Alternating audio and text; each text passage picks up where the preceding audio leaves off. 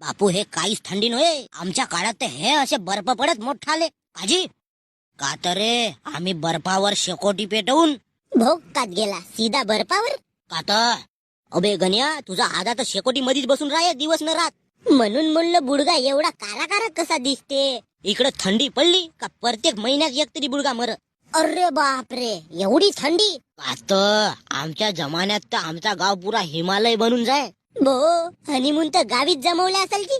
का तर बे ते डायनासोर एकानं गावात येत होते म्हणते खरं. मग का हे लमच्या करपचा करप ये. एक वेळ तर मीनं डायनासोरले घरी आणलो होतो. का गोष्ट करत्या. मग गवत खाल्लं आणि गेला चुपचाप. भोसडीच्या बुडग्या खेडम्या, मी मगांडावचा ऐकत आहो म्हणून तुम्हाला काही सांगशील का गा. अगा फेकाची हद राहते हद. तुले झाले का 2-4 हजार वर्ष जिवंत राहून डायनासोरच्या गोष्टी हेपलून राहिलं असतं. अबे त्या डायनासोरच्या अंडाला धरून नाचत होतास म्हणते. फेकू चन हो